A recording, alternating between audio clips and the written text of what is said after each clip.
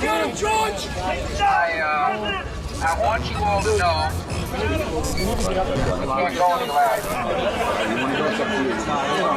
I want you all to know that America today is on bended knee in prayer for the people whose lives were lost here, for the workers who work here, for the families who mourn. This nation stands with the good people of New York City and New Jersey and Connecticut as we mourn the loss of thousands of our citizens. I can hear you.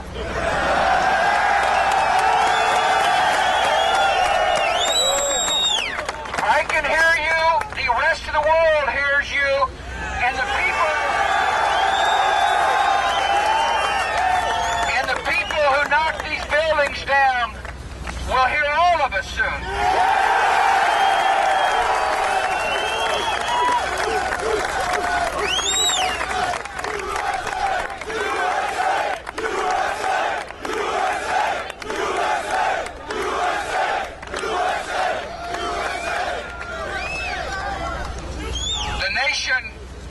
The nation sends its love and compassion to everybody who is here. Thank you for your hard work. Thank you for making the nation proud. And may God bless America.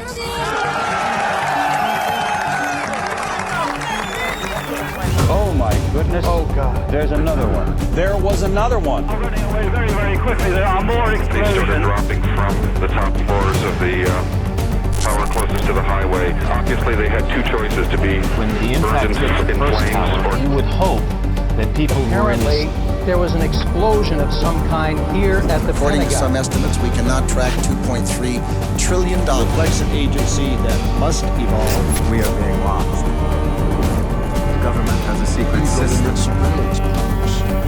2,996 people killed on 9/11. Men from my company, we have another 100 coming in a little while.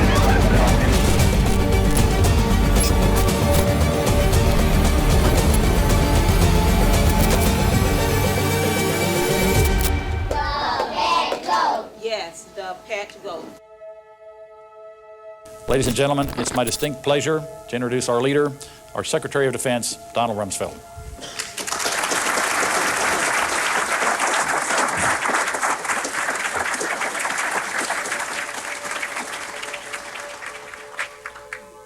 The topic today is an adversary that poses a threat, serious threat to the security of the United States of America. Our challenge is to transform not just the way we deter and defend, but the way we conduct our daily business. Let's make no mistake. The modernization of the Department of Defense is a matter of some urgency. In fact, it could be said that it's a matter of life and death, ultimately, every American's. Every dollar we spend was entrusted to us by a taxpayer who earned it by creating something of value with sweat and skill. A cashier in Chicago, a waitress in San Francisco. An average American family works an entire year to generate $6,000 in income taxes. Here we spill many times that amount every hour by duplication and by inattention. That's wrong. It's wrong because national defense depends on public trust, and trust in turn hinges on respect for the hardworking people of America and the tax dollars they earn. Our financial systems are decades old. According to some estimates, we cannot track $2.3 trillion in transactions. We need your help. I ask for your help. I thank all of you who are already helping. I have confidence that we can do it. It's going to be hard. There will be rough times, but it's also the best part of life to be engaged in doing something worthwhile. Every person within earshot wants to be a part of a proud organization, an organization that cares about excellence in everything it does. I know it, you know it, let's get about it. Thank you very much.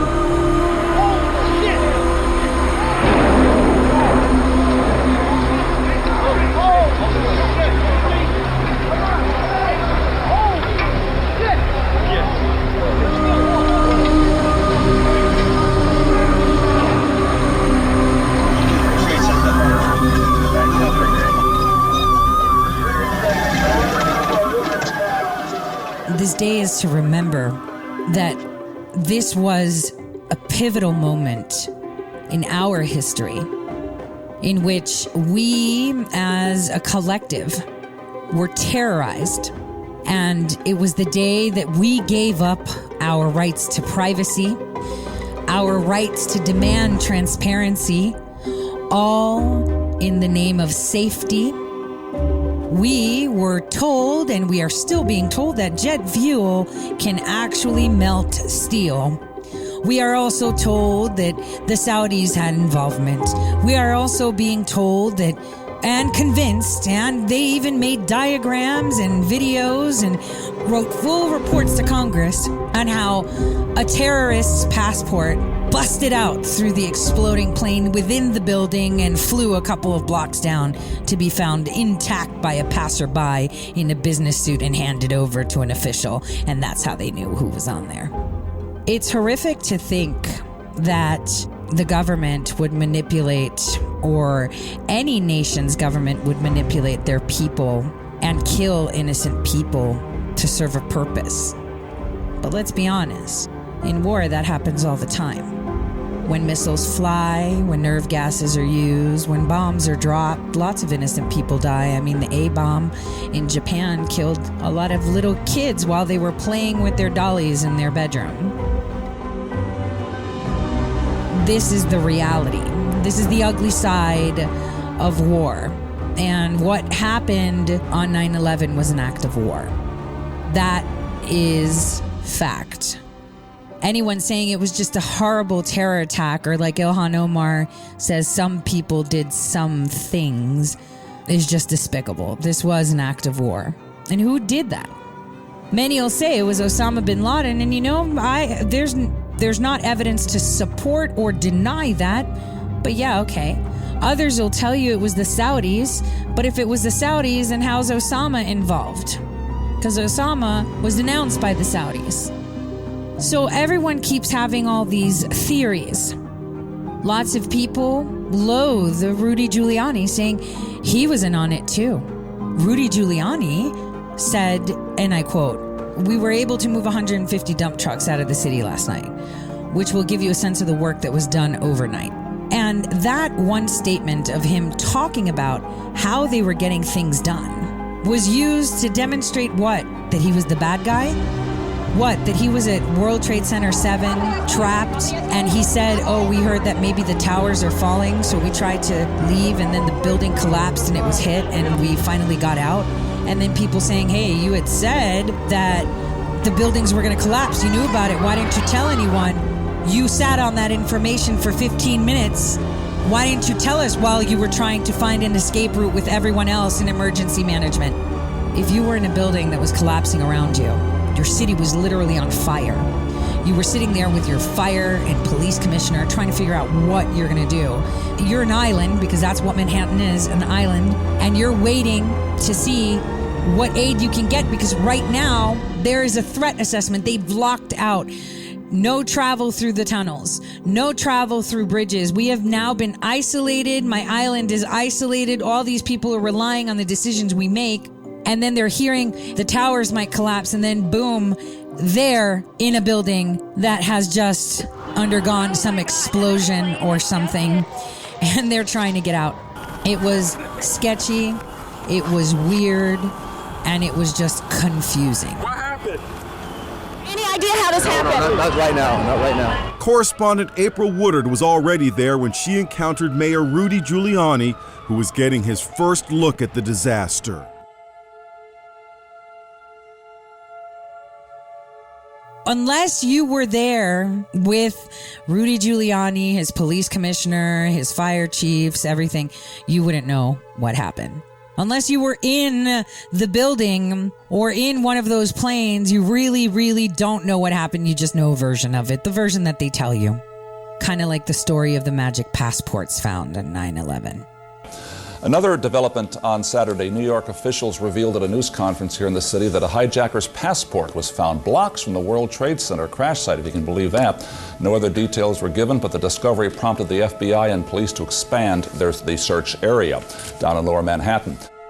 So we'll never know, but here's what we do know. We do know that on 9/11, all these people lost their lives.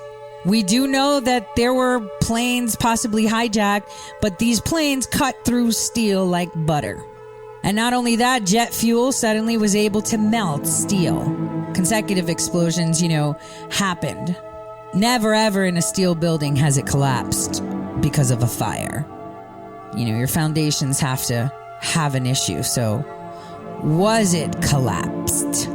So 9/11 is always going to be a question mark. So all of this is happening and suddenly they descend. Who descends? The federal government. This is a matter of national security.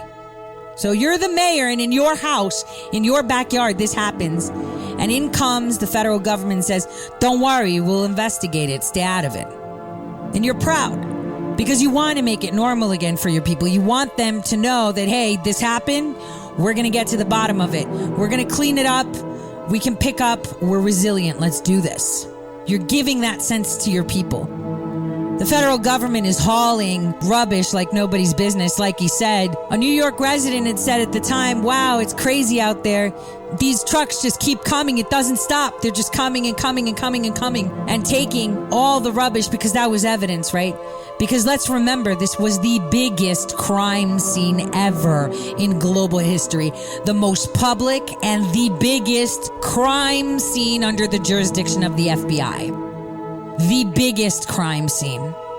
We had the most life lost, the most property damage and insurance claim lost in U.S. fire history. Fire history. This crime scene should have been isolated, sanitized, documented, and done so thoroughly, correct?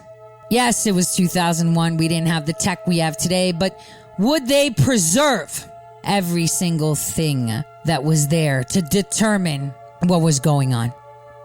You would believe that this crime scene, which was so massive, would be carefully orchestrated by the federal government. The investigation the feds completed on Tower 7, that documentation, that evidence cataloged correctly one by one so we can figure one hair you find, you place, you put. So that way you can find what happened. You would test for every single type of residue. Jet fuel, explosives, thermite, because thermite does melt steel. You would be very careful, right? That's how you do it. You ensure that you preserve that crime scene. But guess what? It wasn't done. First of all, let's go back to your basic premise that there was a pool of molten steel. I know of absolutely nobody, and no eyewitness who said so, nobody who's produced it. You'd get down below and you'd see molten steel running down the channel rails. Like you're in a foundry. Yeah, like lava. Like it was lava from a volcano. There actually melted beams where it was molten steel that was being dug out.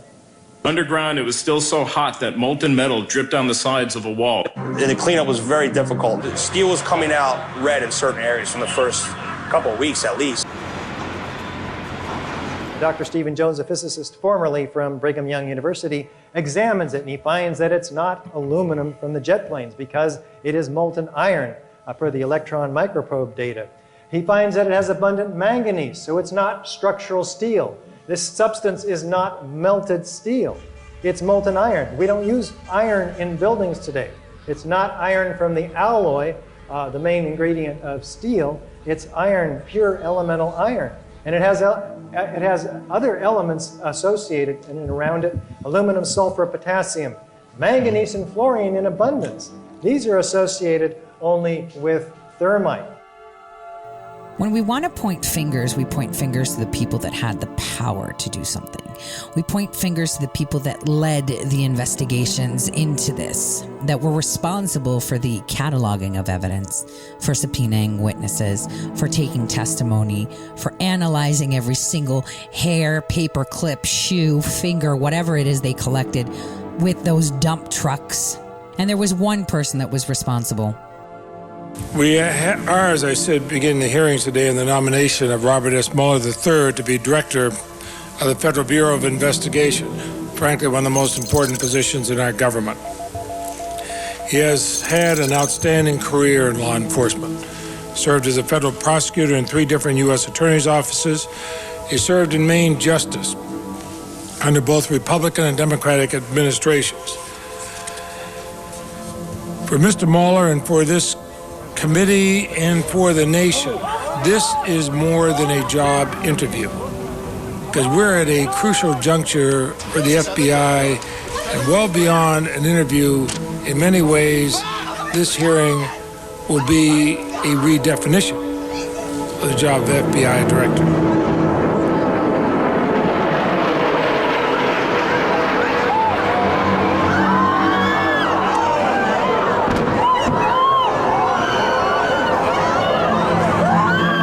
Thank you, Chairman Leahy, Senator Hatch, members of the committee.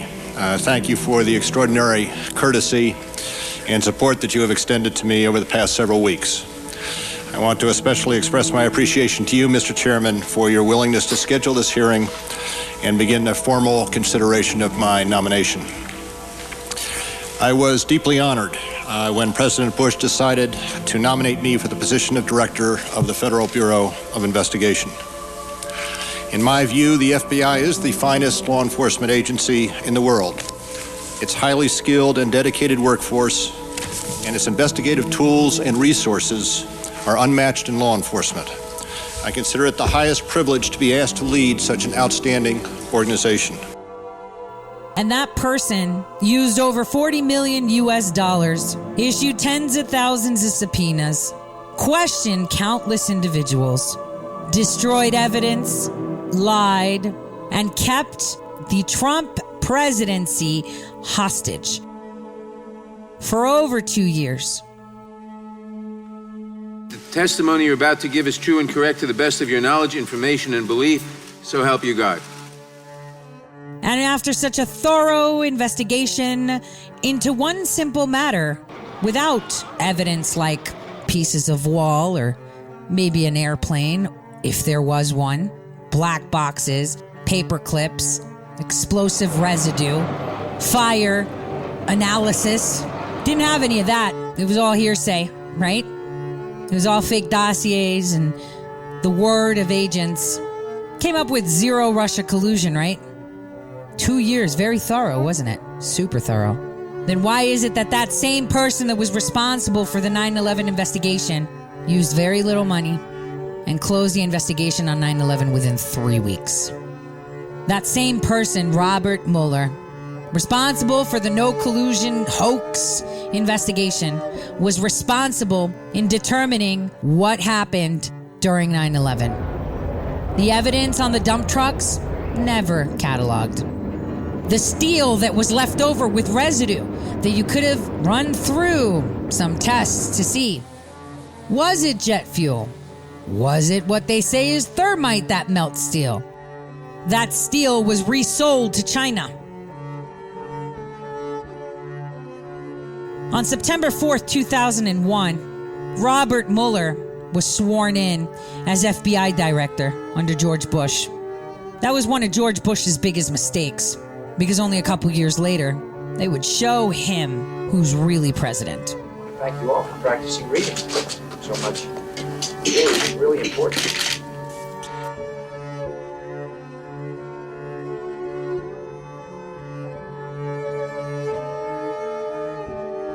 President, are you aware of the reports of the plane crash in New York? Is there anything about that? Few days before Mueller was sworn in, when it was pretty much set in stone that he was going to be FBI director, John O'Neill was the deputy director of the FBI that resigned just a couple of days before Mueller took over. He had everything on Osama bin Laden, from Somalia that had happened over a decade before 9/11. He was the guy that investigated the bombings of the World Trade Center in 1993. And then again in Saudi Arabia, our base that was bombed in 1996, and I'll tell you that was horrific. He resigned just as Mueller was going to take office because he did not approve of where the agency was at. He did not like the direction that the agency, the FBI and the CIA, had taken under the Clinton administration, and even before that. He was very open about it. I had a fairly low opinion of our headquarters throughout my whole career. It seemed like, the headquarters was a very negative place where they would find a million reasons why you couldn't do something as opposed to why you could do something. It was not the type of place where you always felt you were getting a lot of assistance. John was the opposite of that. John, you could talk to and you could tell John what you needed, and John would get it. O'Neill headed the FBI's anti-terrorism office in New York City leading up to 9/11. He had spent years investigating bin Laden and then stepped down just days before the attacks. His new job? Head of security for the World Trade Center. That's where he was on September 11th. He actually got out of the building because he made some phone calls outside of the building, and he said, "I'm out of the building." And then they regrouped a number of officials that from the World Trade Center, from the New York Police Department, regrouped and went back in the building to really get people out and to keep everything moving. And they had sort of a semi-command post set up. And that's when the building went down.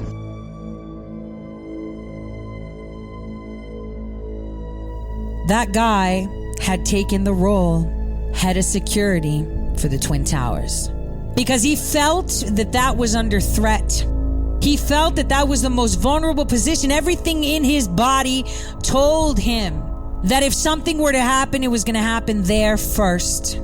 Because the message, either that be from terrorists or terrorists aided by our own people so they can guide to what they need, and those were his words the night before, would be there. Obviously, he's dead now. He had information. This is why he took that position at the World Trade Center. There was information, and the thing is, he didn't know if it was coming from home or if it was coming from abroad. Mueller did not examine the largest crime scene there is. He didn't go through any of the evidence, and even if he says that he did, 3 weeks is not enough to parse through all that rubble. All they tell us is look at the video. I've seen videos. Tulsi Gabbard was on TV talking, and while she was talking, her zit disappeared. And I can tell you personally, the TV showed a plane coming in that would have flown over my head as I was watching. I saw the explosion in the second tower. I didn't see the plane fly over my head to hit the tower. Well, a few minutes after the explosion, with words that flashed across the screen saying live. While the explosion happened, it wasn't on TV, and they knew that. They knew people on the ground weren't watching television and watching the tower. Only some of us were. Some of us that were at a place where they had it in their view, they could see, and were in an area that had multiple televisions, around the room. According to the TV screen, it would have had to fly over my head to hit that tower, and I didn't see it. But I saw it on your screen almost 2 minutes after the explosion happened. Many will say, maybe you weren't looking. Maybe. But I'm telling you what I saw.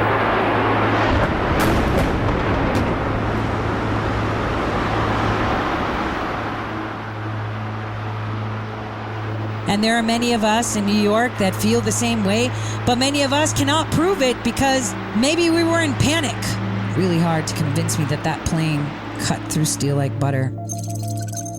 Regardless if this was an operation done in conjunction with terrorists or allowing a terrorist attack to happen to ensure that we didn't have a civil war, to help excuse the tanking of the economy, because remember, Bush Jr. took office after Bill Clinton, and the Clinton administration was the hottest mess ever. But I want to say one thing to the American people. I want you to listen to me. I'm going to say this again. I did not have sexual relations with that woman, Miss Lewinsky. I never told anybody to lie, not a single time, never. These allegations are false, and I need to go back to work for the American people. Thank you. At the time of him undergoing impeachment proceedings for raping Monica Lewinsky, I'm telling you it was rape. No woman holds on to a dress with semen, period. We had the corrupt Clintons, terrorist attacks like nobody's business throughout their administration.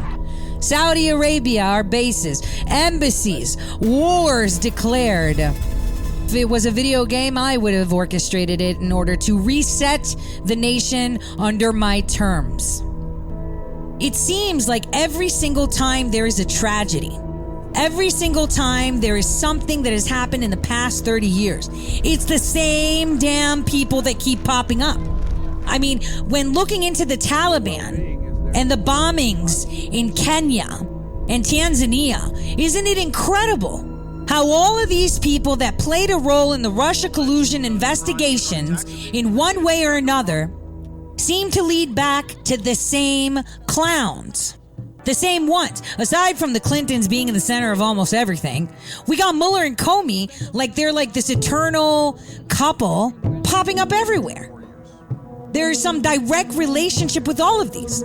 Why did Mueller obstruct Congress from putting forward a 9/11 probe? Ask yourself that. How did he just assume, those are the hijackers, we found one passport and it's all these guys? Let me tell you something. So you found the Saudi passports and everything, right? Didn't Jeffrey Epstein have a Saudi passport? Means you can make passports that look like Saudi Arabia. Back then, it might have been a little bit harder, but with the money Epstein had, he could forge whatever he wanted, right? It's not like we had biometrics in place at the time. It's not like when you would walk through the airport, they could hear your breath at Starbucks before you even go through TSA. So back then it was different. Again, kind of like that blanket, these Russians, these 13 Russians did it. Where are these Russians? Are we going to see them? Same thing he did with these hijackers. Do they exist? Do they not exist? Oh, we have all this audio. So you got the audio, but you don't have the black boxes. Where are all the black boxes? Those are supposed to be able to survive everything, unless it's thermite. Take two and two, one. This is as close as we can get to the base of the World Trade Center. You can see the firemen assembled here, the police officers, FBI agents, and you can see the two towers. A huge explosion now raining debris on all of us. We better get out of the way!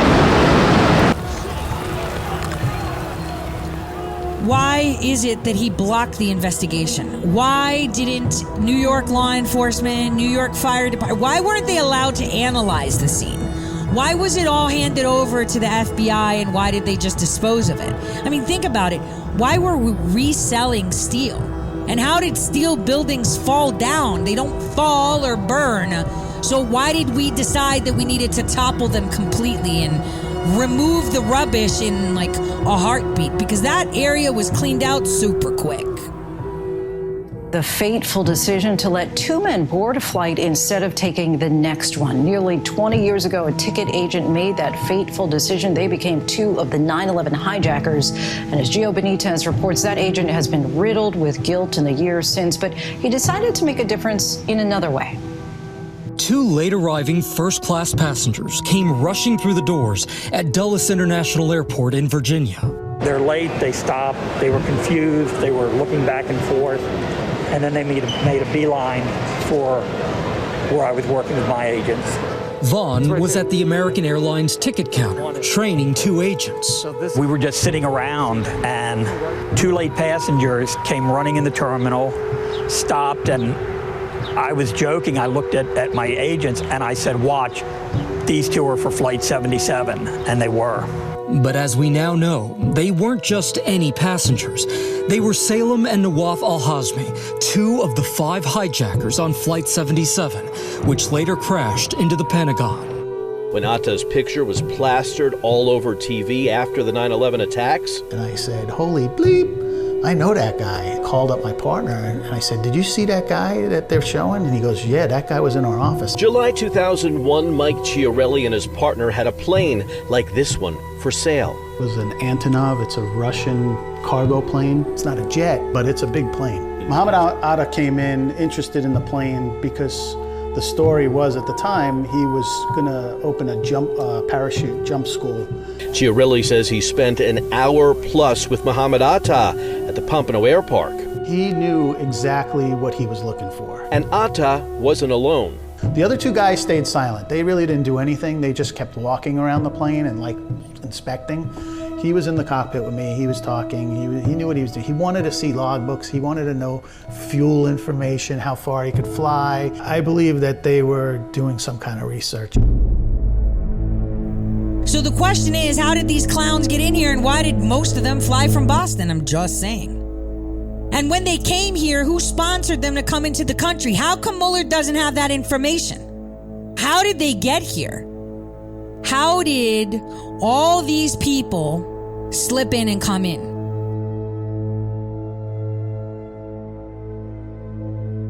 If we're awake right now, and I believe that the American citizens have opened their eyes, no matter how terrifying or upsetting or angry you might be, it is time that we ask these questions and push on these questions. Obviously now, Mueller's card is that he's senile. He's totally senile. He's not going to remember.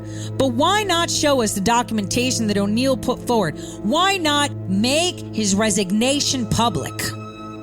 It's incredible how all of this happened and how everyone targeted the Kingdom of Saudi Arabia, who were very rich at the time, had extreme power over the oil industry and monopolized it. And this is why we were intervening in the Middle East, because they were a problem for the agenda of this new world order on how they would grab the Middle East, because if you controlled it, you controlled the direction of nations as a whole on the planet, at least for the next 50 years. We have in this past year made great progress in ending the long era of conflict and Cold War. We have before us the opportunity to forge for ourselves and for future generations a new world order, a world where the rule of law, not the law of the jungle, governs the conduct of nations. When we are successful, and we will be, we have a real chance at this new world order, an order in which a credible United Nations can use its peacekeeping role to fulfill the promise and vision of the UN's founders. This is a structural reevaluation of the collapse of the World Trade Center 7 building.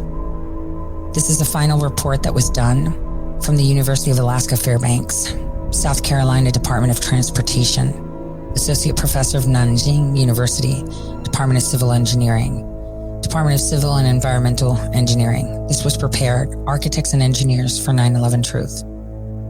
This is an actual report that was issued in March of 2020. This report represents the findings and conclusions of a 4-year study of the collapse of the World Trade Center Building 7, a 47-story building that suffered a total collapse at 5:20 p.m. on September 11th, 2001, following the horrible events that morning. The objective of the study was threefold. Examine the structural response of the World Trade Center 7 to fire loads that may have occurred on September 11th in 2001, rule out scenarios that could not have caused the observed collapse, and identify types of failures and their locations that may have caused the total collapse to occur as observed. So they go into detail of how they get this done. And this their abstract and their citations and schematics, because they have a lot of figures. So their first finding, here's what they did find. Near simultaneous failure of every column explains the collapse. You mean explosive placed at the foundations to bring down the columns. This conclusion is based primarily upon the finding that the simultaneous failure of all core columns over 8 stories, followed 1.3 seconds later by the simultaneous failure of all exterior columns over 8 stories, produces almost exactly the behavior observed on the videos of the collapse, whereas no other sequence of failures that we simulated produced the observed behavior. We cannot completely rule out the possibility that an alternative scenario may have caused the observed collapse. However, the near simultaneous failure of every column is the only scenario we identified that was capable of producing that behavior. I hope you understood that. If this wasn't coordinated and it wasn't planned, would they have had time to set up explosive to have near simultaneous failure of all the columns? I want you to think about it. Would they have had time? Did they sit there and say, holy crap, all these people are jumping out of buildings and all these planes came in and this is so scary and we're terrified and we don't know how this is going to respond. Is the whole building going to fall? Is all of New York going to be wiped out? What if there's a nuclear bomb on the plane? Something, right? So while they're doing that, they're planning a controlled demolition at World Trade Center 7. Come on, are we serious? They did a thorough study. So thorough, it's beyond thorough. This was a government building, pretty much. Can we agree on that? This was a government operation. Can we all agree on that? The principal conclusion of our study is that fire did not cause the collapse of World Trade Center 7 on 9/11, contrary to the conclusions of NIST and private engineering firms that study the collapse, meaning all of these other agencies, companies, contractors said whatever they were told to say. This was an extreme cover-up because your own government did it. I know people don't like to hear that. I know we want to say that it was other people. I know we do. But this is the bare naked truth. And these people are still making money off of you. They are still out free while they did this to us. They ushered people to enslave themselves with this whole thing. Ladies and gentlemen, this is a difficult moment for America. I, unfortunately, will be going back to Washington after my remarks. Secretary of Rod Pace and Lieutenant Governor will take the podium and discuss education. I do want to thank the folks here at Booker Elementary School for their hospitality. Today, we've had a national tragedy. 2 airplanes have crashed into the World Trade Center in an apparent terrorist attack on our country. I have spoken to the Vice President, to the Governor of New York, to the Director of the FBI, and have ordered that the full resources of the federal government go to help the victims and their families and to conduct a full-scale investigation to hunt down and to find those folks who committed this act. Terrorism against our nation will not stand. And now, if you join me in a moment of silence.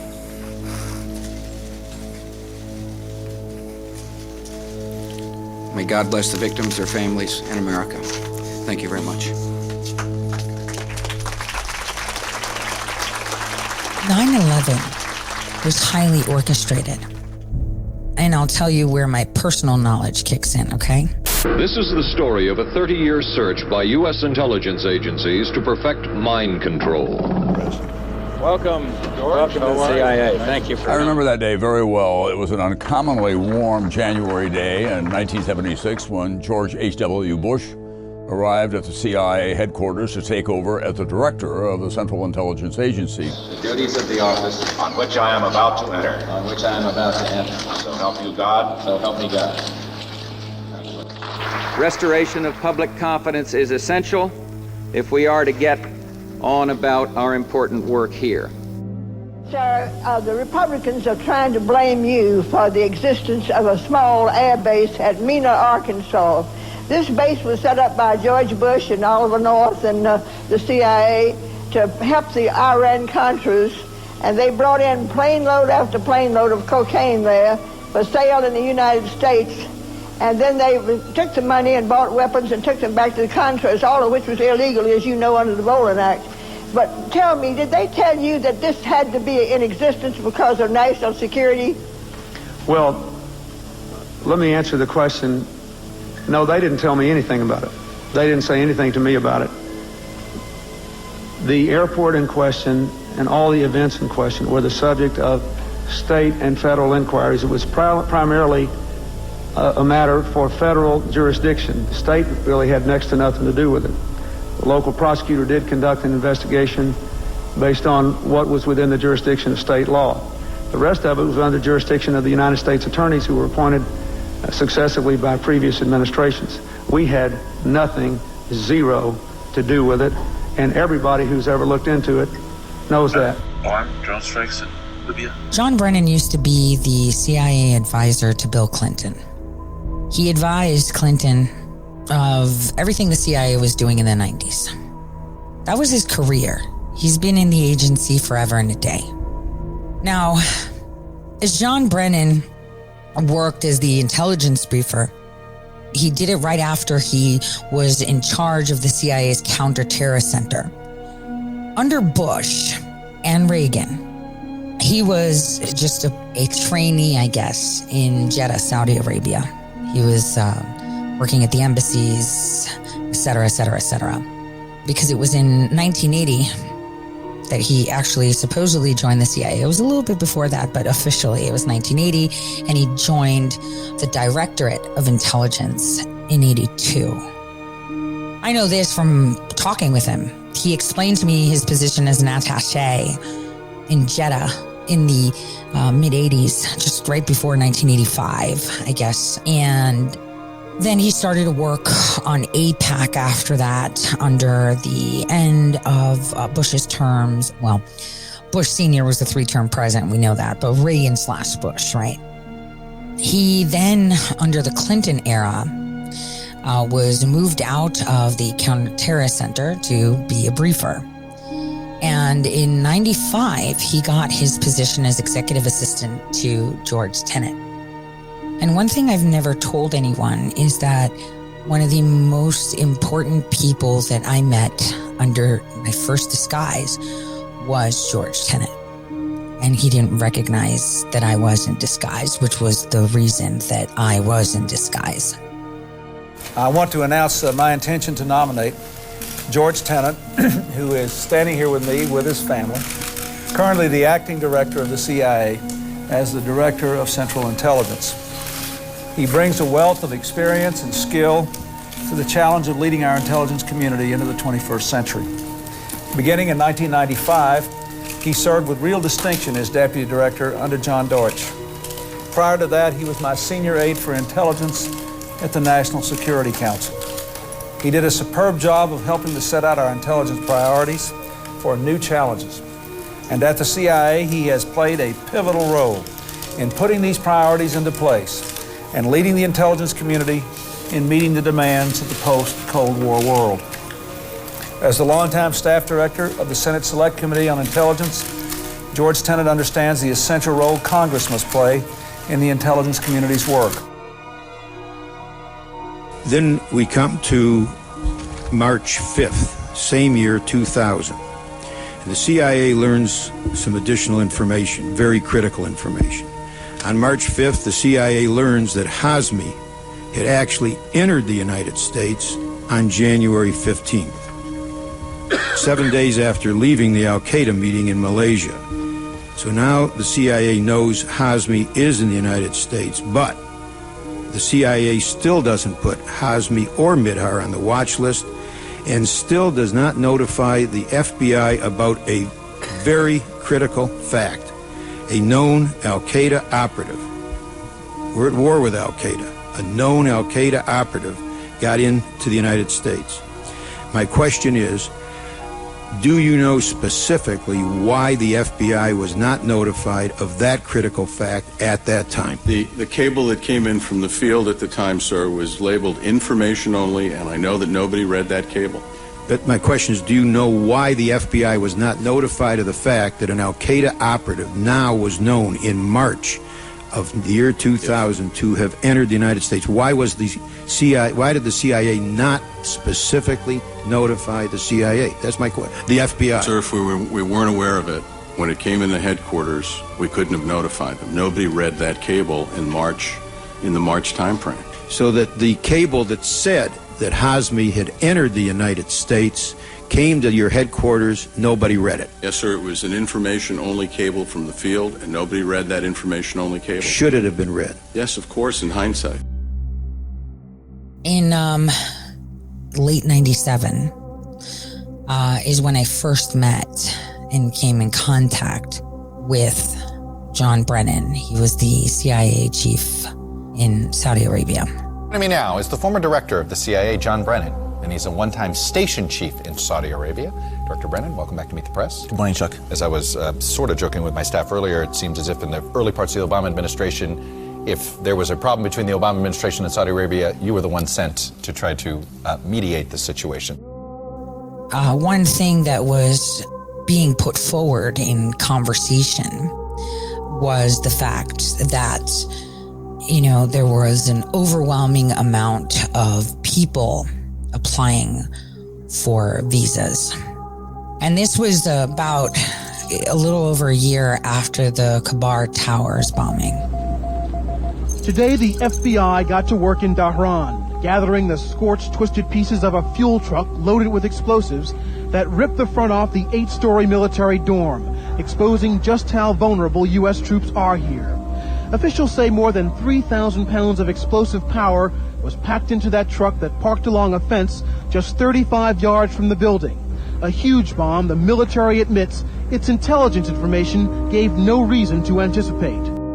First, I ask every American to take a moment today to say a prayer for the victims and their families, and to rededicate ourselves to the fight against terrorism. 19 are confirmed dead, all Americans.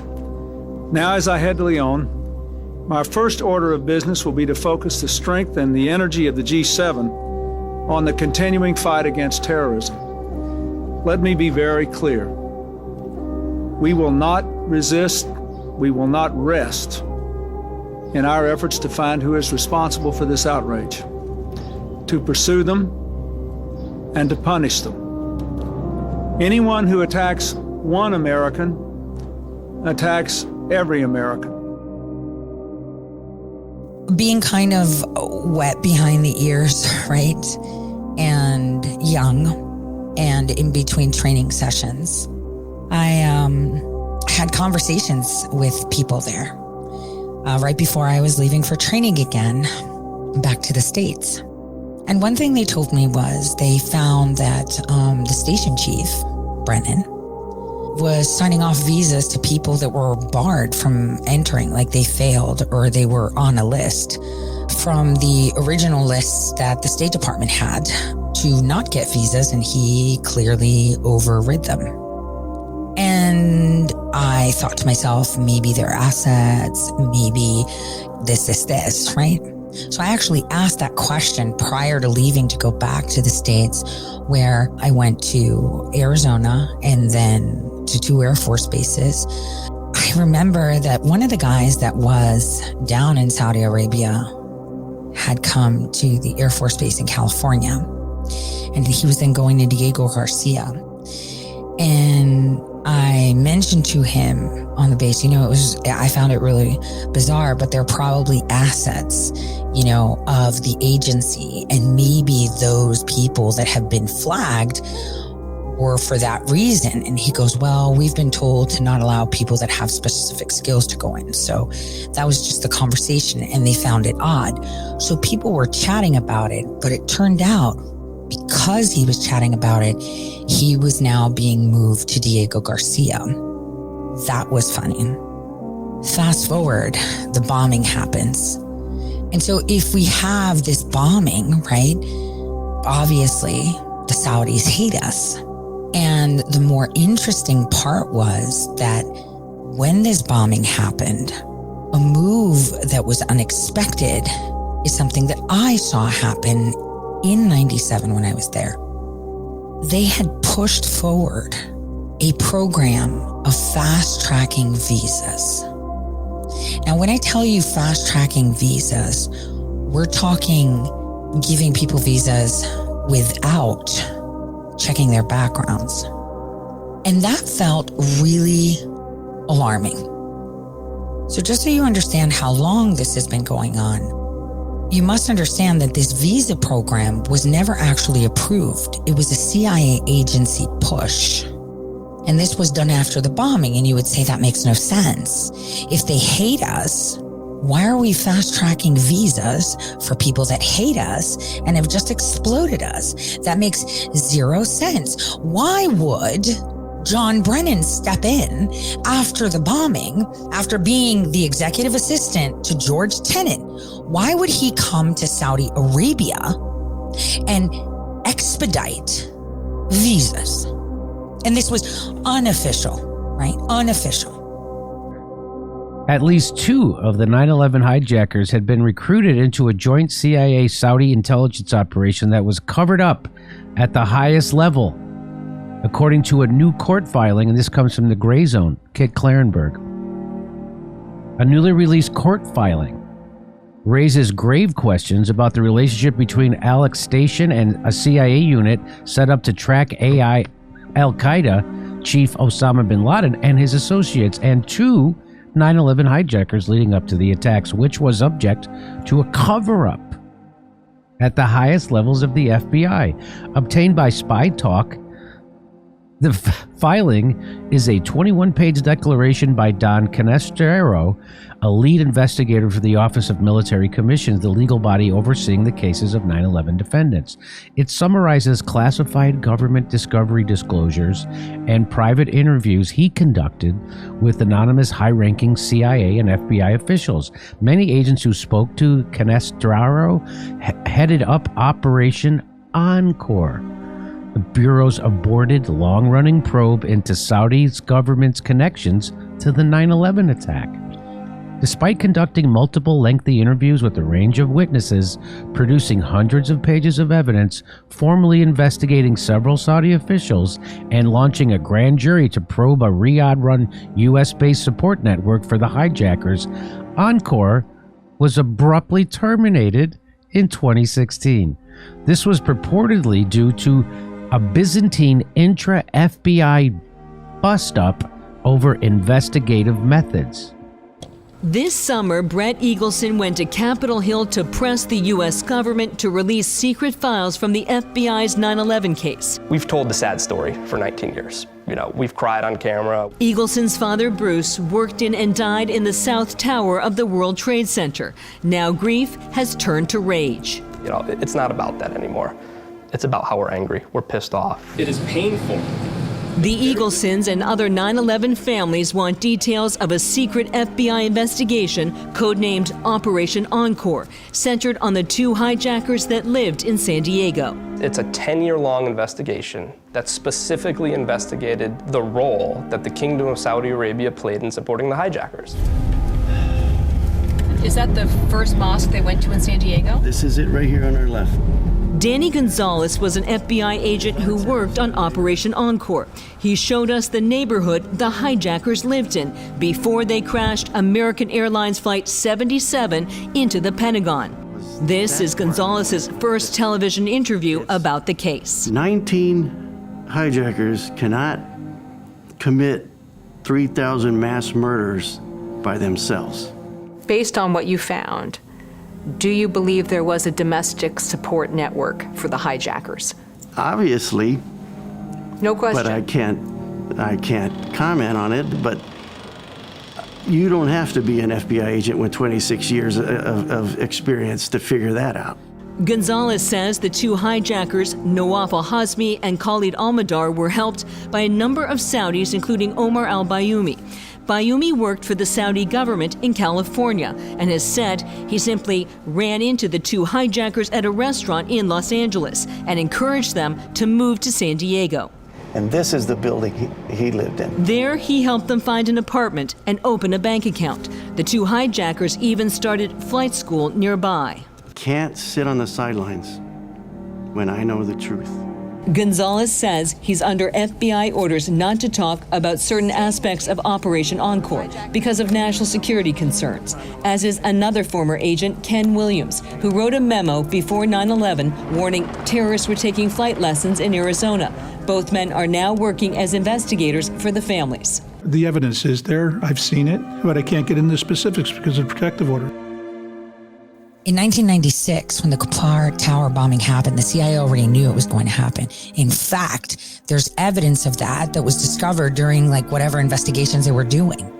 The actual executors of the event were people John Owen Brennan had allowed onto the grounds of Building 131 prior to the bombing. How do I know this? Because it was documented. And I have sent out FOIA requests for visitor logs and guests of the CIA station chief, John Owen Brennan, that have been denied to date. It's actually an annex in Bahrain that began the operation in 92 and was alleged to have been the mode of cable communications regarding this incident, which the CIA has denied the existence of. Remember, 19 U.S. service members lost their lives, and it was none other than former DIA at the time, Director Clapper, along now with a deceased General Dowling, who died of meningitis, whatever, who led the task force in the Khabar Towers investigation. The President unleashed attacks this week on career civil servants. Former CIA Director John Brennan, the former Director of National Intelligence, James Clapper. You've worked closely with intelligence officers throughout your decades in public life. You really believe that people like Brennan and Clapper are part of a deep state conspiracy? I don't know what you want to call it, but I have no regard at all for Clapper and Brennan. I think they're two clowns. I mean, the other guy, Clapper is talking about spying, and he doesn't realize it's spying on the Trump campaign. He's got an obligation to tell him. Brennan has been, Brennan was chief torturer in charge. Then he disowned it. Then I don't know what he did with the CIA, but he's the most political CIA director I have ever met. And Clapper, they're not civil servants as far as I know. Really? All those decades of service? Political appointees. In the military? Yeah. Hey, there are a lot of people with decades of service. Some are good, some bad, and some then get consumed with power, and some begin to lie. And in the case of Brennan, he's a political guy. He was Obama's chief defender. Again, the bombing was imperative to excuse the attack on U.S. soil years later.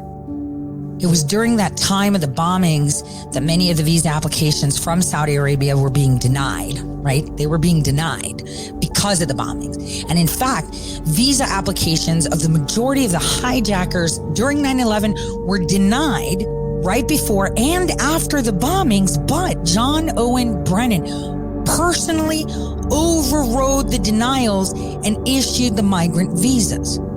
In fact, in 1999, myself, I was back in Saudi Arabia when visa applications were coming into question with a large delegation of SASA persons like myself, which is a group of Security Alliance intelligence contractors, just so you know. So in November of 1999, I was pregnant and I didn't know it.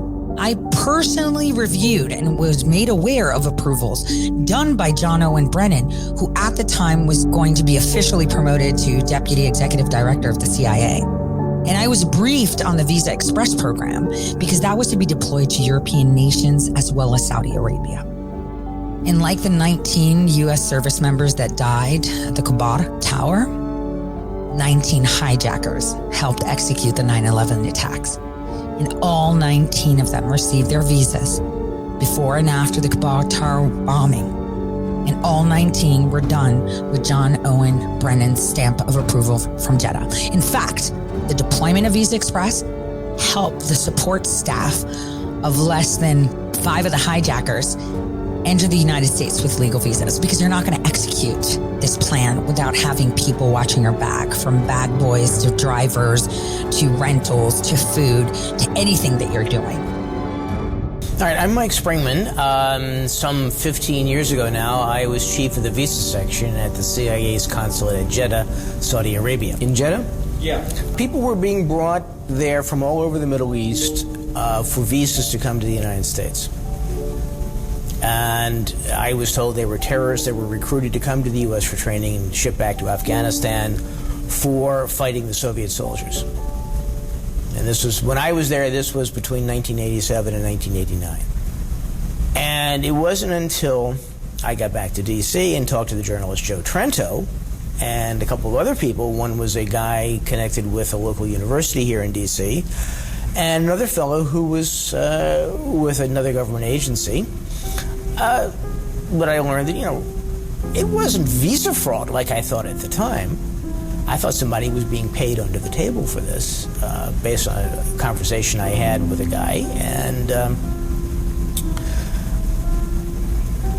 I thought that, this was really strange, but I couldn't explain it. And then when Trento and these other people started talking to me, and I said, well, this explains the whole thing. The reason why there was this pressure, the reason why these guys who were not businessmen who were not educated, who were essentially low-level clerk-type people, supermarket checkers, guys who worked in an auto parts store, why visas were being demanded for them. And, when I put the pieces together from my three contacts, it was people who were brought here, who were recruited by the CIA and its asset Osama bin Laden to come to the United States for training as terrorists and to return them to Afghanistan to fight with the Soviet soldiers there and kill them. This was the end of recruitment for the Mujahideen in Afghanistan. And where they went in the U.S., I don't know. What they were taught in the U.S., I don't know. Never been able to find that out. Nobody seems to have an inkling of it.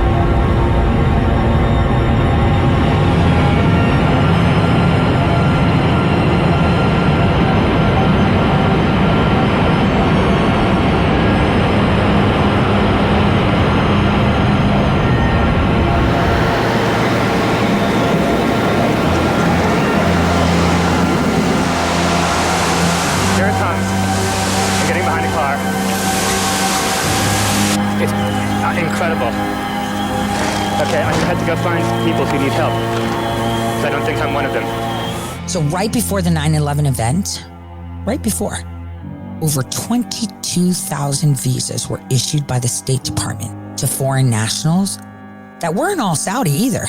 They weren't all Saudi nationals, but they were given the stamp of approval from Jeddah without interviews.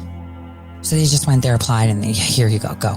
My understanding from talking to Celerino Castillo, who was a drug enforcement officer in Central America, was this was a favorite ploy of the CIA. They wanted to slip their guys into the United States, and they would have them apply through a legitimate travel agent, often through a legitimate tour group. You'd have, 20 people from the church school or the Lawyers Association or something, would be going to the United States, and they'd get their guys in, they'd slip the paperwork and the visas in with the group. The travel agent would take care of them, bring to the American diplomatic post. They get their visa stamped and hand them back. It's cover. It's nobody's there to ask questions. You're in with a legitimate group. Why ask questions?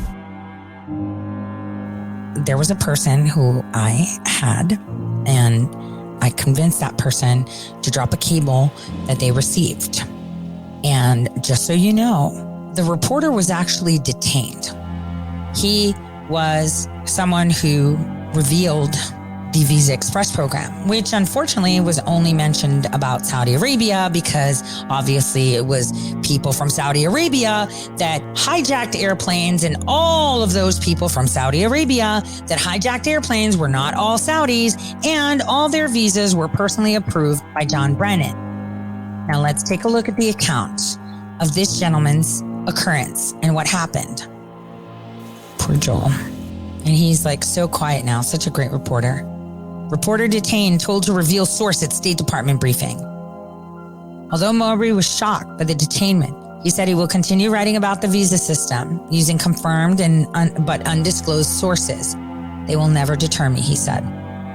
Now, obviously, they did deter him. He should have been, the Sarah Carter, the John Solomon. He was an incredible, bold man to just, at 26, just do that and just tell the truth. It's really, really hard.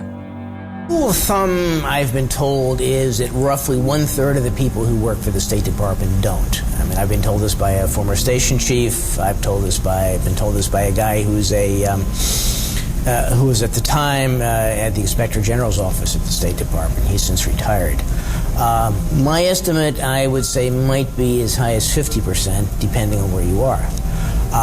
But as far as Jeddah goes, there were 3 people, including myself, whom I know for certainty to have no ties, professional or familial, with any of the intelligence services, out of roughly 20 Americans at the post. For example, in the consular section, There was a part-time visa officer. He didn't work for the State Department. No one can go in to get the people out. There's small explosions still going on.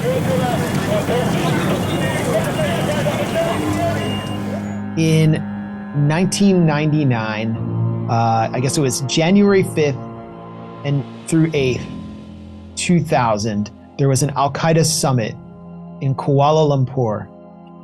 And all the bigwigs were there. And there were also these two cats from Saudi Arabia, Khalid al-Midhar and Nawaf al-Hazmi. And they had in their hotel room while they were at the meeting, CIA agents busted into their room, photographed their passports, saw that they had multi-entry visas to the US, and then proceeded to allow them to sail into the US, to fly into the US directly into LA International Airport, get off the plane without any additional screening, and did not tell the FBI's unit that had been set up to track Al-Qaeda that they were even in the country.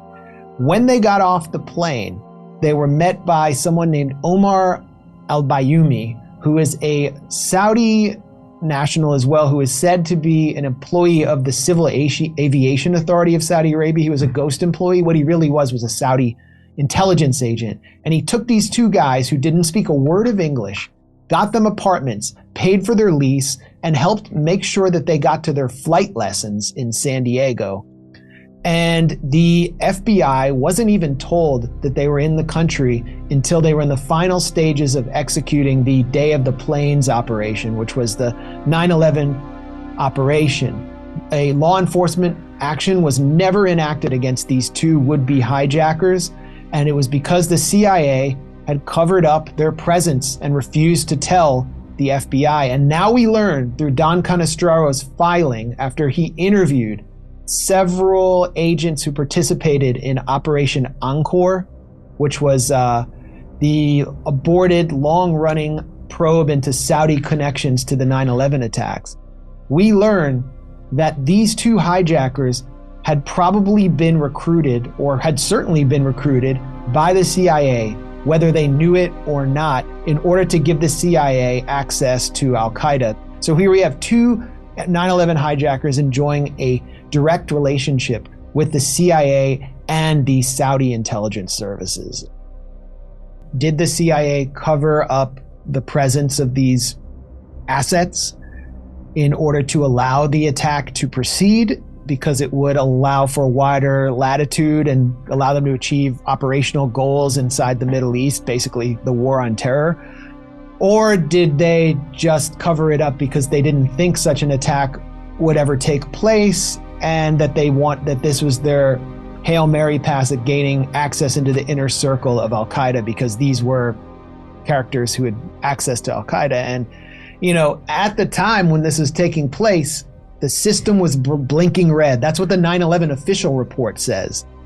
And Paul Wolfowitz gave a speech about a potential new Pearl Harbor as in the months before 9/11, and said only something like that would catalyze the U.S. into being able to expand its wars in the Middle East. So they're all, George W. Bush, the presidential daily briefing that he was given just like a month before 9/11, and he threw it in the trash after 15 minutes. We must stop the terror. I call upon all nations to do everything they can to stop these terrorist killers. Thank you. Now watch this drive. George Bush himself was briefed on the program. In fact, he was briefed on the whole map to victory, indicating a list of all nations the U.S. would be able to declare war with because of this event. That unnamed general you heard who told Rumsfeld. Let's listen to that so you can understand just how shameless these people, they're shameless. They are extremely shameless. But they laugh about it too. Right after 9/11, about 10 days after 9/11, I went through the Pentagon and I saw Secretary Rumsfeld, and Deputy Secretary Wolfowitz, I went downstairs just to say hello to some of the people on the Joint Staff who used to work for me, and one of the generals called me in. He said, "Sir, you got to come in and talk to me a second." I said, "Well, you're too busy." He said, No. He says, "We've made the decision. We're going to war with Iraq." This was on or about the 20th of September. I said, "We're going to war with Iraq? Why?" He said, "I don't know." He said, "I guess they don't know what else to do." So I said, "Well, did they find some information connecting Saddam to Al-Qaeda?" He said, No. He says, "There's nothing new that way. They just made the decision to go to war with Iraq." He said, "I guess it's like we don't know what to do about terrorists, but we've got a good military and we can take down governments." And he said, "I guess if the only tool you have is a hammer, every problem has to look like a nail." So I came back to see him a few weeks later, and by that time we were bombing in Afghanistan. I said, "Are we still going to war with Iraq?" And he said, "Oh, it's worse than that." He said, he reached over on his desk, he picked up a piece of paper, and he said, I just got this down from upstairs," meaning the Secretary of Defense's office today, and he said, "This is a memo that describes how we're going to take out 7 countries in 5 years, starting with Iraq and then Syria, Lebanon, Libya, Somalia, Sudan, and finishing off Iran." I said, "Is it classified?" He said, "Yes, sir." I said, "Well, don't show it to me." This is a leader of a nation that said this. We should not be okay with this, because what if it wasn't your leader and it was someone else? How would you feel about it? You wouldn't be very happy, would you? Let's just say, what if that was Xi Jinping? Oh, we got a list, and we're going to take over all these nations. France, Germany, Greece, Italy, Czechoslovakia, and then we're going to go for the U.S. Why? I don't know. If we have a hammer, everything's got to look like a nail. How would you feel? That's not something funny. And you heard it from Bush Jr.'s mouth. He told you that. He said it 10 days after 9/11. Al-Qaeda was created. Osama used to be called Usama. He was trained by the CIA. This was all planned. When I put the pieces together from my 3 contacts, it was people who were brought here, who were recruited by the CIA and its asset Osama bin Laden to come to the United States for training as terrorists and to return them to Afghanistan to fight with the Soviet soldiers there and kill them. The poor Saudis, they had him by the cojones. I mean, we should find out what happened to Khashoggi. A lot of people aren't going to be very happy with how that comes out. Tit for tat, we shouldn't accept that. God doesn't like that. It's the U.S. government's duty. If you have this information, you know, hey, the Saudi government might get aggressive with you. Mm-hmm. Be careful when you know, he was a U.S. resident, but he was a Saudi citizen. Do we have a duty to warn him? If there's credible intelligence that somebody is under threat of violent attack, that will trigger a process to decide about the ability to warn that individual. I don't know what type of intelligence we had before his disappearance, but if it was an arrest or detention or a capture of Jamal Khashoggi, he is a Saudi citizen, even though he's an American resident. So I am unclear exactly whether or not that threshold for duty to warn was triggered, but it would have to have some type of threat of violence associated with it. 9/11 was how they got to you. 9/11 is how they got away with violating our privacy, throwing more people in jail, curbing our speech, becoming the thought police, and smothering us in technology like nobody's business. After 9/11, they took one of the programs I had done, or the back end part of it, and started to use it to spy on everybody in this country. And that was a program they created called Stellar Wind. That was the separate and compartmented from the regular activity that was ongoing, because it was doing domestic spying.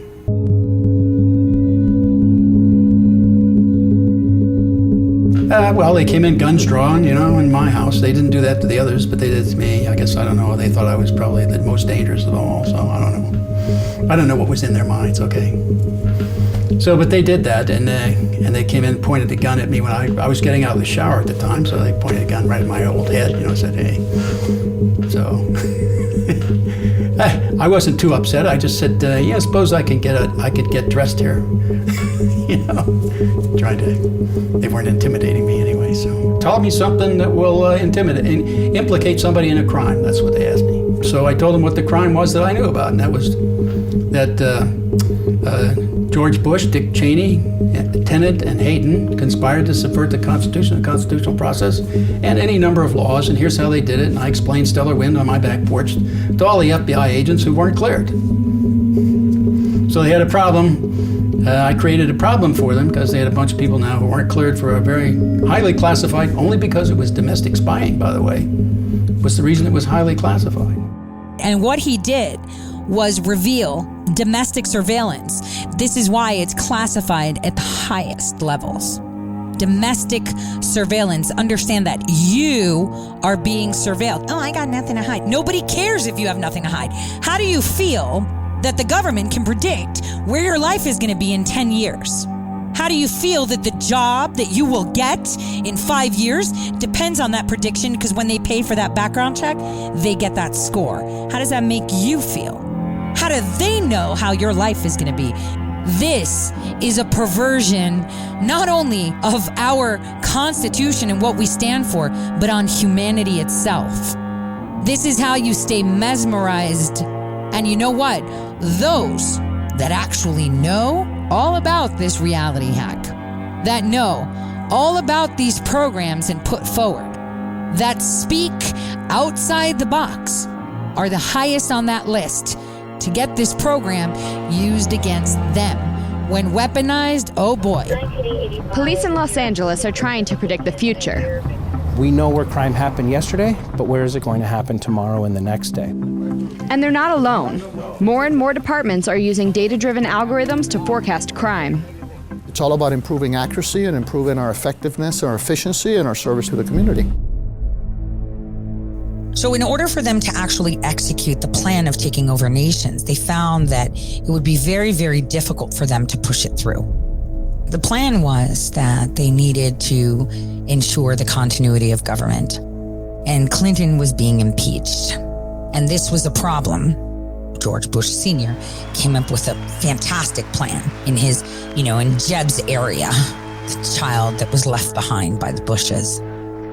We're going to digitize the way they vote, because if we can see how foreigners vote, then that's how it happens. How do we do that? We need to show shortcomings in how it is.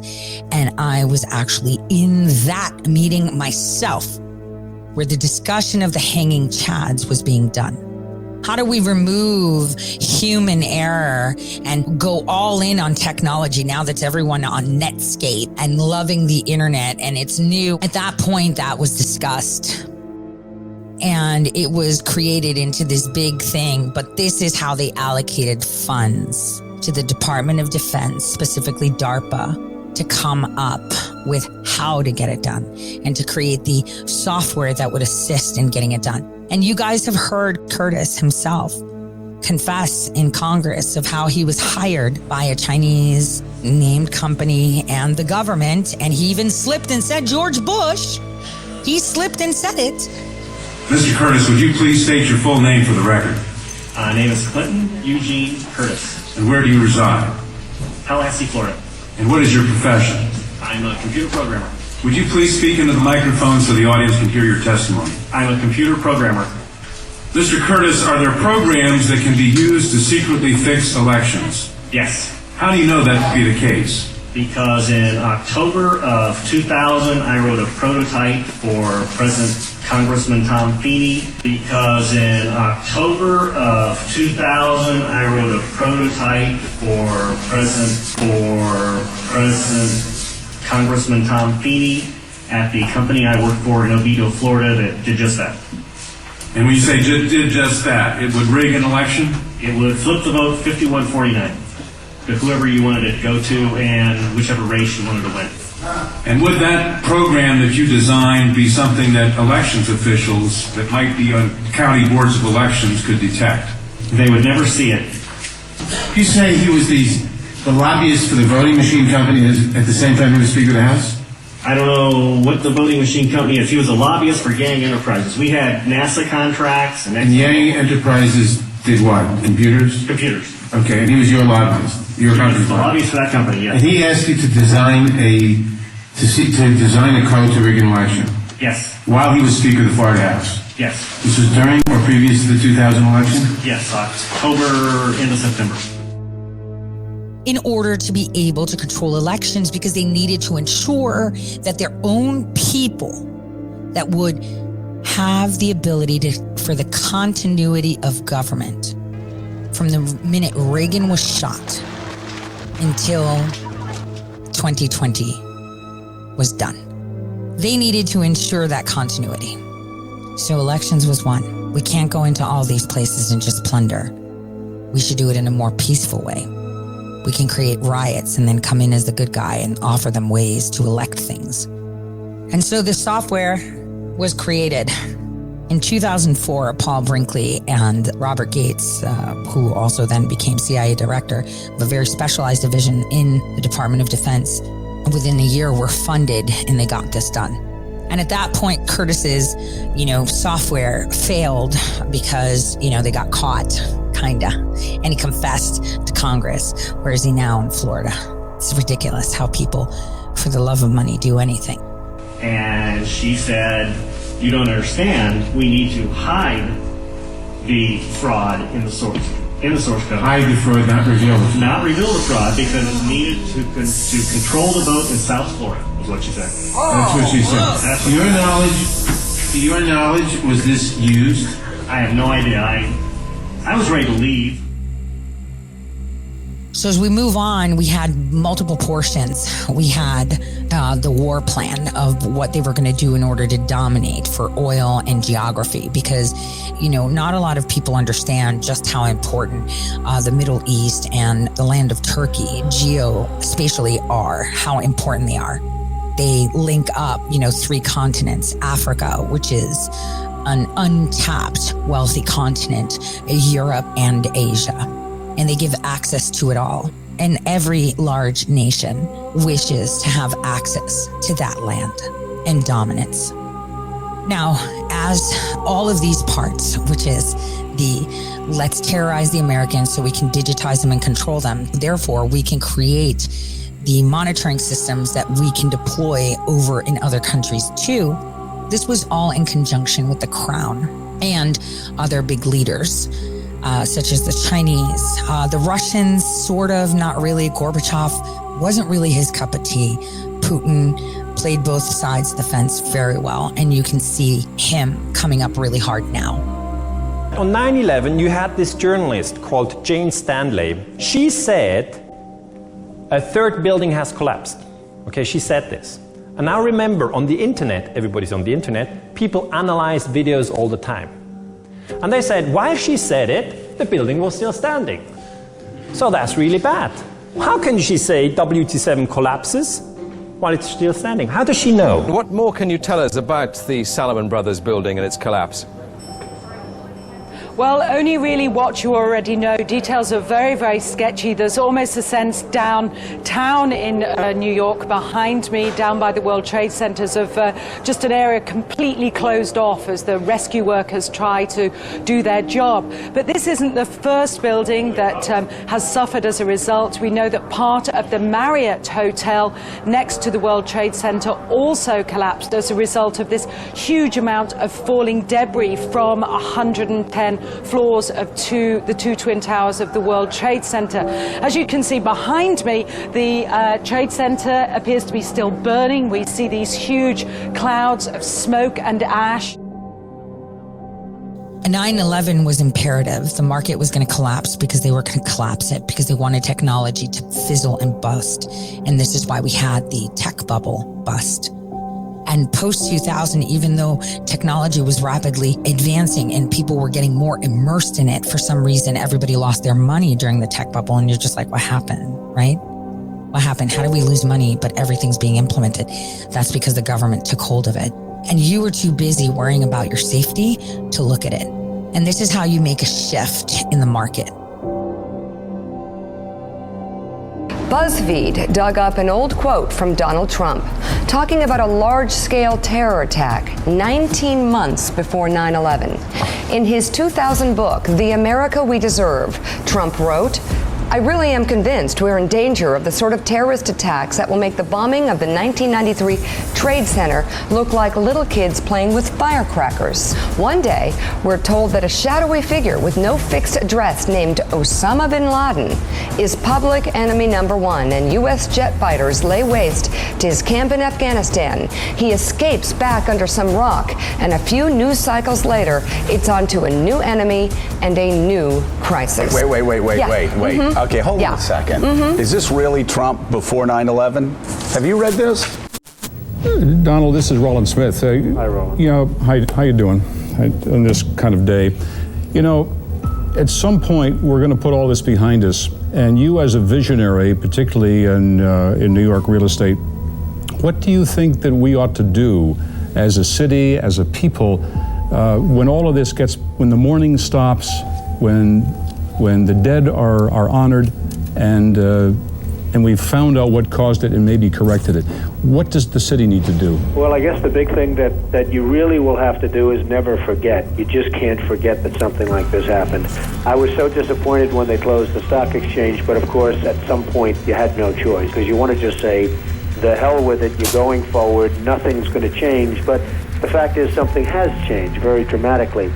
And I think one of the very sad things is going to be when you look at the skyline of New York, which has become so emblazoned in your own memory, and then when you look at the skyline after 2001, and you're going to see a skyline without these two buildings, you're going to say, what happened? People won't believe it. You know, when you showed your children or your grandchildren in years to come what New York looked like in the year 2000, and then what New York looked like just a year later, they're going to say, what happened? Donald, it's hard to believe. In the year 2000, Donald, you considered running for president. If you had done that and if you had been successful, what do you think you'd be doing right now? Well, I'd be taking a very, very tough line, Alan. I mean, you know, most people feel they know at least approximately the group of people that did this and where they are. But boy, would you have to take a hard line on this. This just can't be tolerated, and it's got to be very, very stern.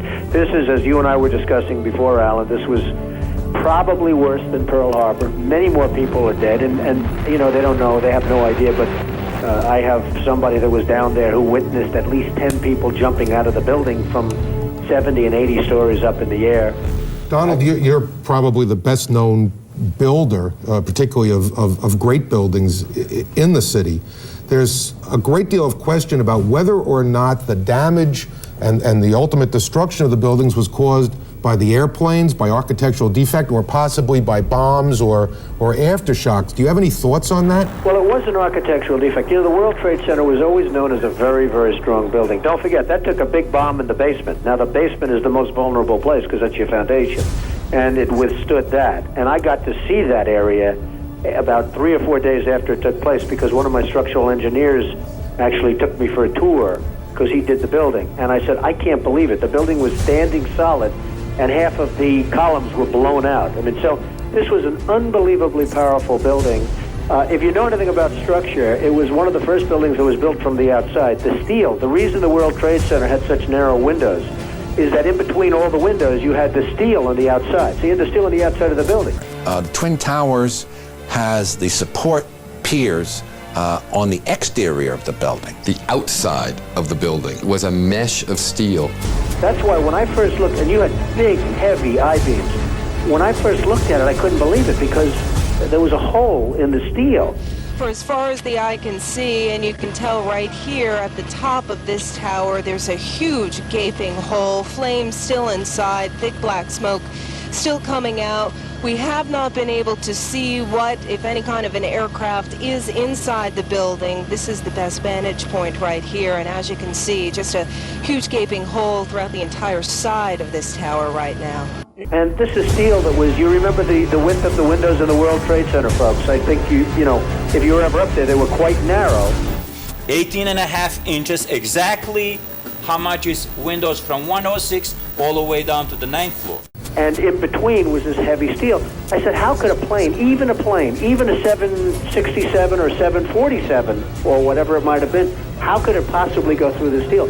I happen to think that they had not only a plane, but they had bombs that exploded almost simultaneously, because I just can't imagine anything being able to go through that wall.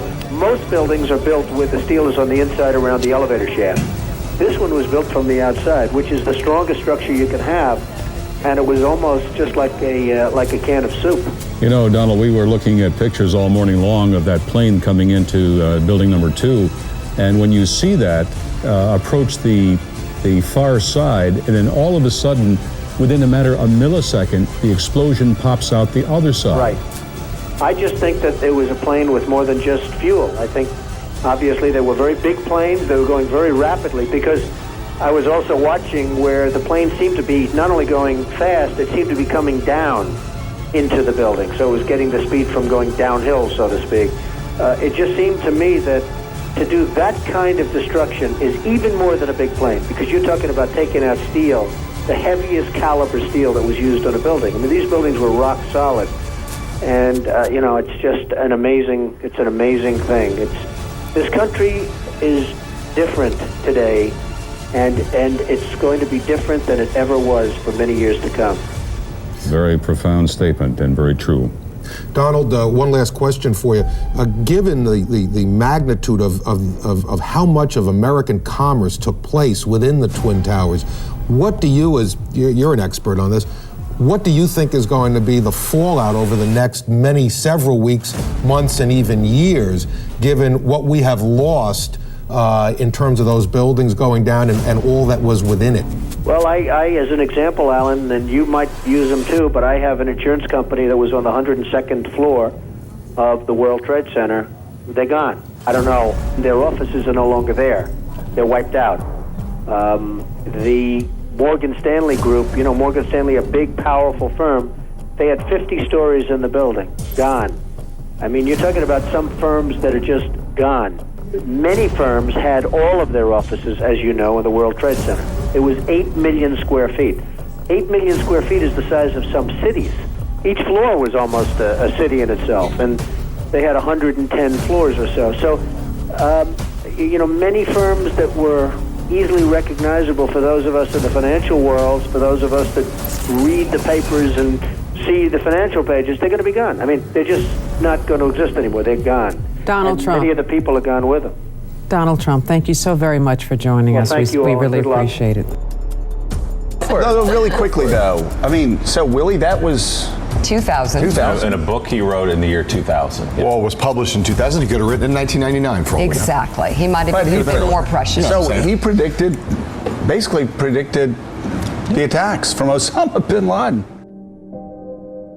Nearly 20 years after 9/11, pre-trial hearings resume in the case against 5 men accused of aiding the hijackers.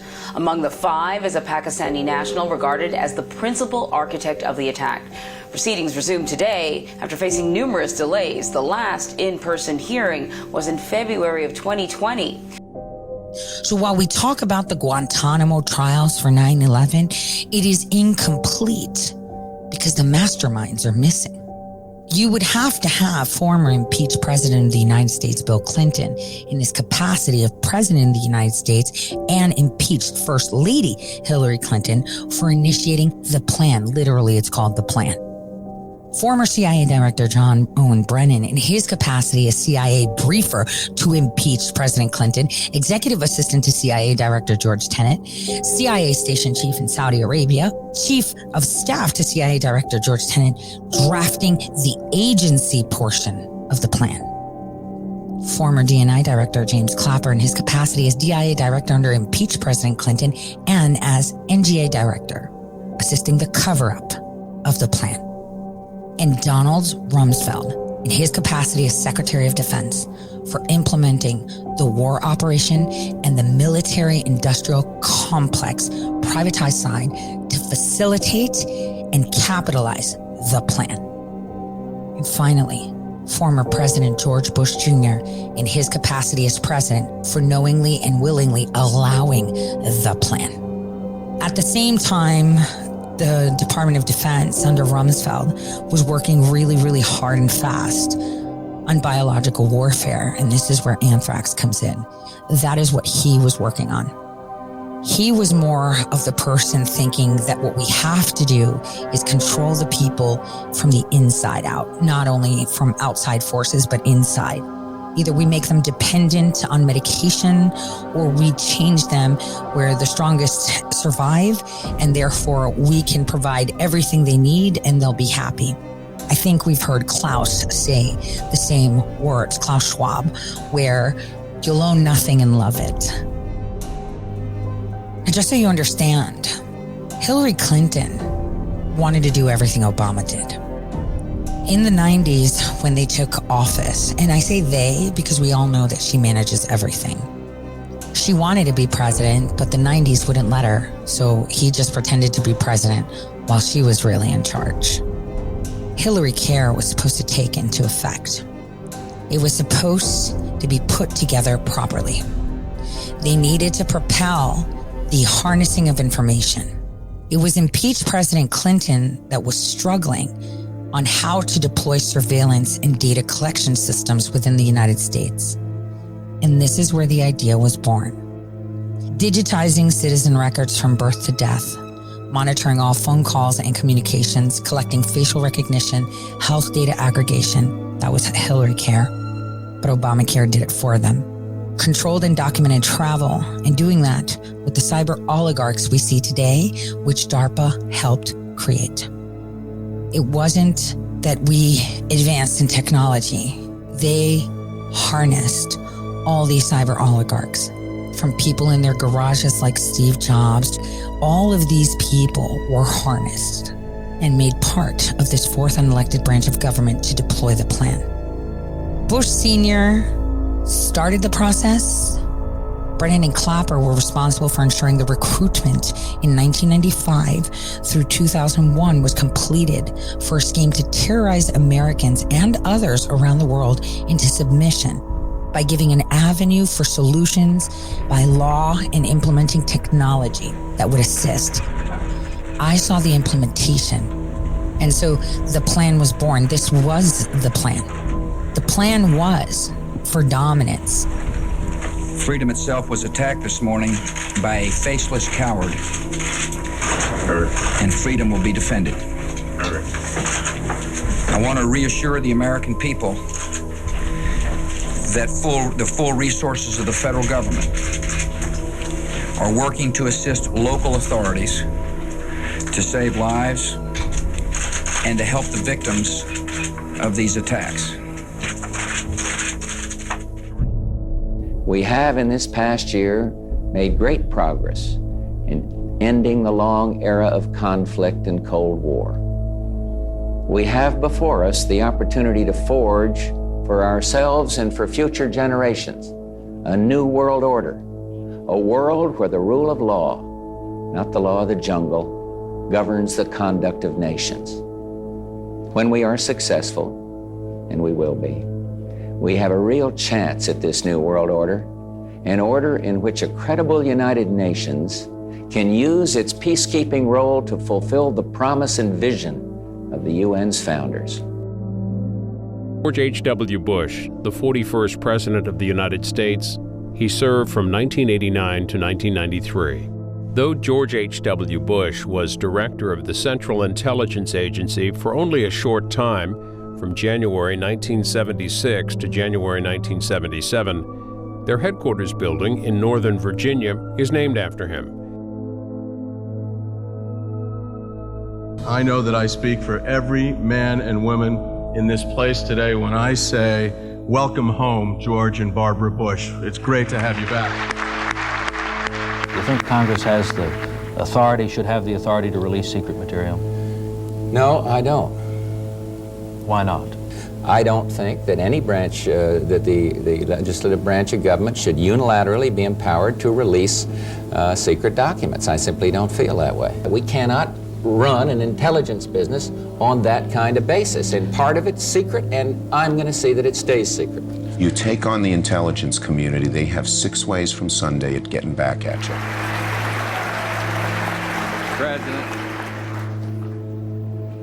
President and Mr. Speaker, for 2 centuries, we've done the hard work of freedom, and tonight we lead the world in facing down a threat to decency and humanity.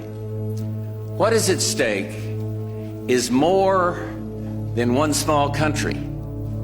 It is a big idea, a new world order, where diverse nations are drawn together in common cause to achieve the universal aspirations of mankind: peace and security, freedom, and the rule of law. Such is a world worthy of our struggle and worthy of our children's future. But right now, it's a critical time because we know that we not only fight for Ukraine, we fight for this new world order for the democratic countries. America will lead by defending liberty and justice because they are right and true and unchanging for all people everywhere.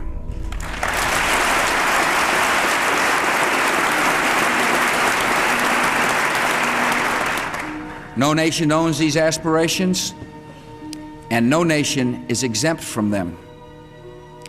We have no intention of imposing our culture, but America will always stand firm for the non-negotiable demands of human dignity, the rule of law, limits on the power of the state, respect for women, private property, free speech, equal justice, and religious tolerance.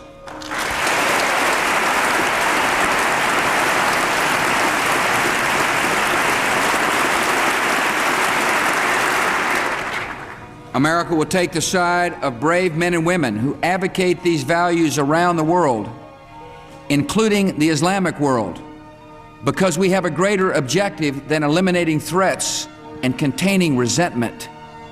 We seek a just and peaceful world beyond the war on terror. In this moment of opportunity, a common danger is erasing old rivalries. America is working with Russia and China and India in ways we have never before to achieve peace and prosperity. In every region, free markets and free trade and free societies are proving their power to lift lives. Together, with friends and allies from Europe to Asia and Africa to Latin America, we will demonstrate that the forces of terror cannot stop the momentum of freedom.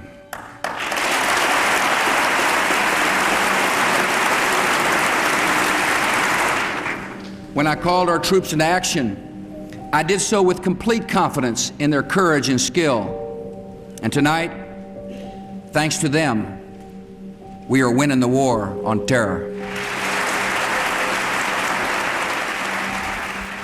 These are the people that gave us vaccines to control us, medications to enslave us, fear to further enslave us, fear and questions to further divide us, social justice so they can divide us even more. This is their plan, straight from start to finish. This was their plan all along. It wasn't extremely intricate. It was very well distributed. It was very well executed, and everyone played their part correctly. Think about it. 9/11 happened. We were convinced all of this was okay. And you know what I did? I watched them do it in other countries. I am not worthy of any redemption. You might say, why didn't you say anything sooner? Where was I going to go? Was I supposed to go to the president, who probably got the general that told on Rumsfeld excommunicated? We should all find out who that is.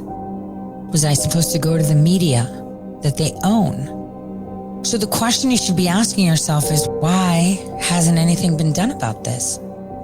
And I'm shocked that those that have been in office since this happened still haven't been able to nail them. Because there's a lot of me's that have come out. Yes, many of them are gone now, because you're not allowed to flap your mouth. When you get around September 11, I'm sorry. I think I'm entitled. I don't want people to get away with the stuff these people are getting away with, because I know that it leads to human death and misery. This isn't a game. This isn't a game of billionaires and multi-billionaires and people who want power and people who are perverted human beings. This is about, the safety of human beings. And they're ruining our country. They've ruined our city, my city. But I'd be damned if I'm gonna ruin my country. We'll stand up against anybody, anytime, anywhere. And you will too. And these people here will. God bless America. God bless America. I'm telling you the whole story, the whole thing that I know of from firsthand. I can tell you that this isn't supposed to end well at all. There was a cable that was leaked, trying to get them in trouble, trying to make them stop what they were doing, only because I was concerned about the biowarfare more than anything, because of the programs that we're already deploying in Africa through these private companies. And this is why I call them cyber oligarchs, because biotechnology is considered technology, so it falls under that. The concerns that we should all have as a nation is that sometimes you have to start at the beginning to fix things. It's been over 20 years, so there's a lot of people that could come forward and speak because there's statute of limitations. And if anything, there could be a statute of limitation in regards to John Brennan, but there's other things that can tie it back to that, so we're good. And that'll come when I have to testify against him at some point. They took all your rights away by putting you in fear. They created an enemy that didn't exist because the people that orchestrated this were ruling you, and they still are. And they're the ones against America right now, and every person on the right and the left is applauding them. It was our own people that orchestrated this. And so what all of us should be doing right now as a nation, both left and right, is demanding that they be held accountable. Because they have planned this. 9/11 this time around should be about truth. Oh God, there's another one. There was another one. I'm running away very, very quickly. There are more explosions. They started dropping from the top floors of the tower closest to the highway. Obviously, they had two choices to be The impact hit the first tower. You would hope that people Apparently, there was an explosion of some kind here at the According to some Pentagon. estimates, we cannot track $2.3 trillion. reflects an agency that must evolve. We are being watched. The government has a secret system. Surveillance powers. 2,996 people were killed on 9/11. Men from my company, we have another 100 coming in a little while.